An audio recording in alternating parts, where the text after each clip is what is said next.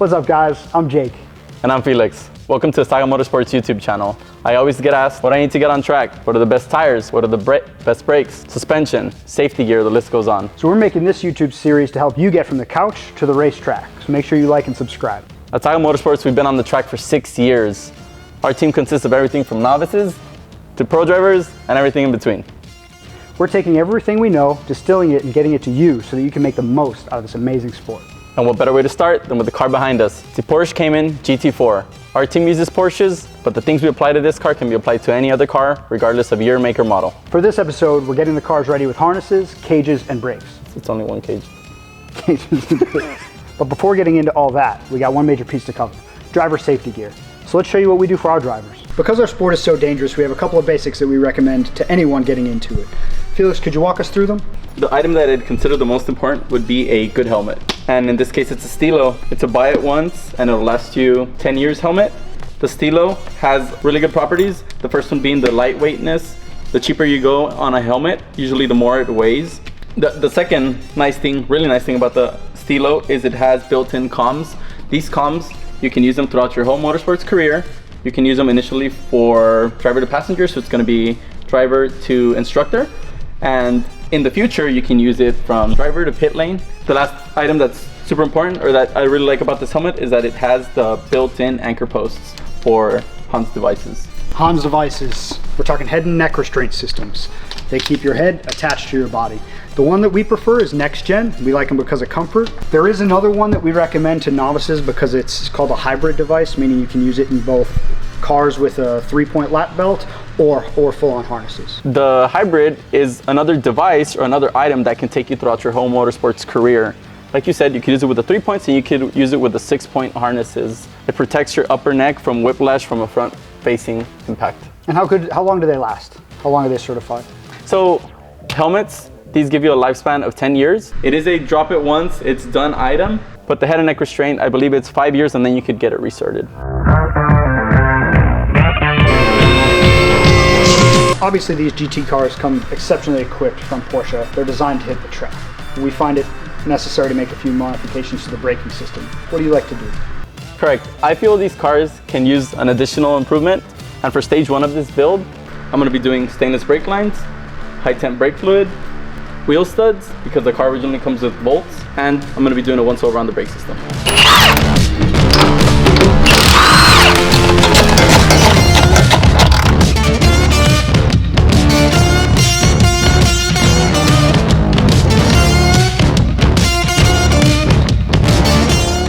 All right, so you talked about the need to improve from the stock brake lines as well as the stock brake fluid.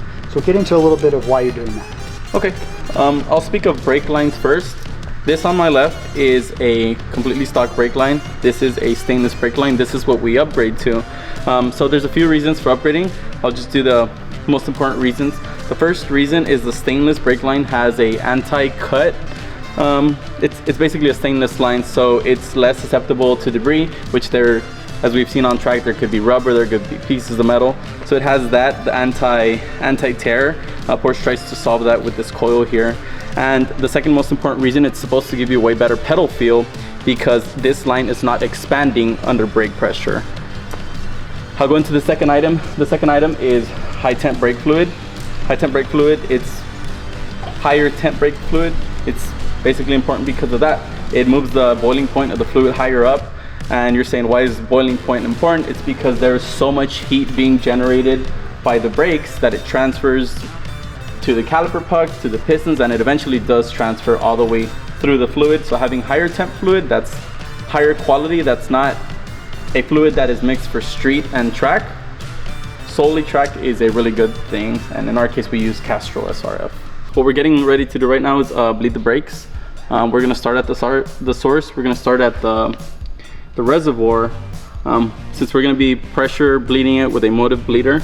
And what I mean by a pressure bleeder is it pumps pressure into this, but it pumps pressure through fluid, so as the fluid is being expelled through the calipers, it's replacing this with more fluid. So it's basically, it makes it like a one-man job.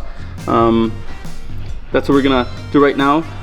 The very first thing I do is I pull this cap, I pull the little screen that it comes with, make sure there's no contamination around, make sure there's no dirt. And I try to siphon as much of this out, that way I have the good fluid getting to the calipers first. Okay, so we took out as much of the stock fluid as we could, and we're gonna be replacing it with Castro SRF. Just topping this off, and then I'll show you guys how the Motive vacuum bleeder works.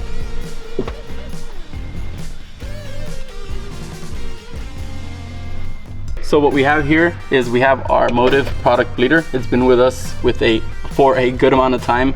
I put about a quart of SRF brake fluid in it, and again, the reservoir is already full. What I'm gonna do here is I attach this cap. They make these caps for all different types of cars. You just go to their website. They have them for GM, Ford, for racing, master cylinders. They have them for everything.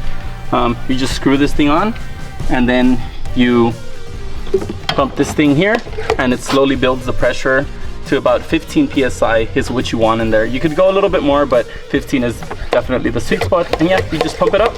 You'll see the fluid start to come in. You do want to make sure that this does not leak. You don't want to over tighten this. Yeah, you just keep on pumping it up with 15 pounds of pressure in it.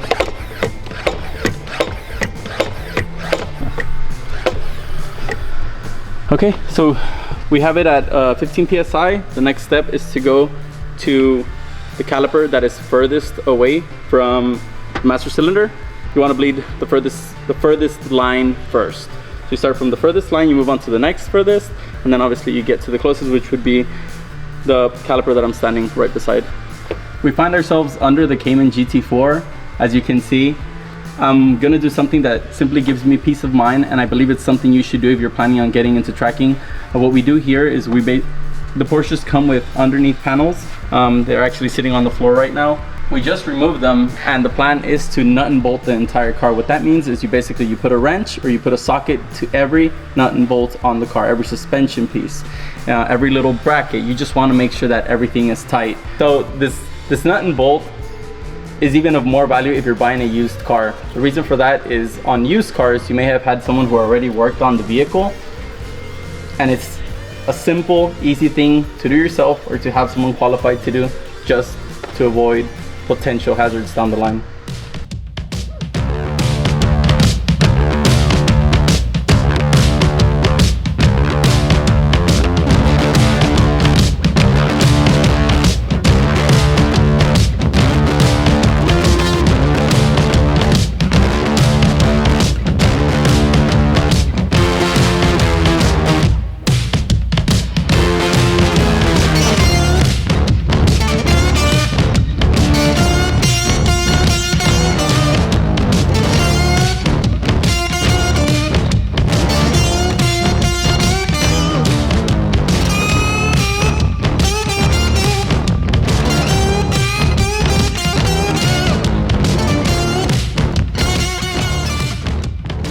All right, now that you've installed this cage in this Cayman GT4, talk to us a little bit about how you did it. Of course, step number one on this car is to pull the seats. I'm not gonna get too specific, but in this car and in every car, when you pull the seat out, you just want to make sure you cover I'm gonna call it the door sill, because you're gonna be carrying a heavy seat, so you just want to protect all the plastics. So we pulled the seats. For this car, we had to pull some of the plastic panels just to allow us access to to create a hole in the carpet without like having to really yank on the carpet, since it attaches to the lower section of the car by the lower seats. I love how GMG created this cage, how it's a 3-piece cage, so it makes install a little bit easier.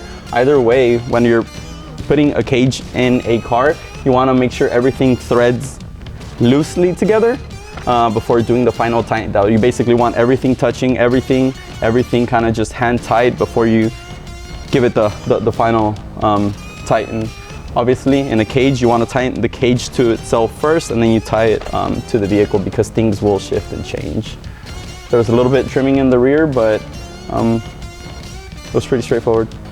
Okay guys, so before we put the seats in the car, we are going to get them set up with their harnesses. For these seats, before we even speak about harnesses, all the 991 generation seats, and 991 would be the previous generation, current generation is 992. All the 991 generation buckets, For the passenger side seat, they don't come with a sub strap or a crotch strap provision. We send our passenger seat out to a company that's local called Black Sheep. He basically has a template, he does it well. It's kind of a big deal to cut a carbon bucket seat. He does it so perfectly, so we just send it to him. Like I said, that gives us access to this lower strap. Another thing I'm going to touch on is we choose to attach the substrap bar with a bar that attaches to the seat. I know the correct way to do it is to have a mount that attaches to the car, but the reason we don't do that is that we have drivers from all sorts of heights. So if we put it in one fixed position, the angle is going to be wrong it's going to be good for one person, wrong for the other. So this kind of just follows everyone and it's right for everyone. We will be attaching the side anchors to the seat. It's supposed to attach to the car. It's the same thing. We do it that way. Any driver that hops in the car has the proper angles. And to the cherry on top for this seats is there's companies who provide seat angle adjusters. What the seat angle adjusters do, it literally tilts the seat back. These seats in stock position are really good without a helmet. You have enough space behind your head, but once you put a helmet on, it kind of pushes your head forward. So by tilting the seat back a little bit, you get rid of that problem. Also, if you have a Hans device that's rigid, that'll start rubbing on the seat and it'll actually cause some wear and tear on the seats. This solves that problem, but for me it's more comfort.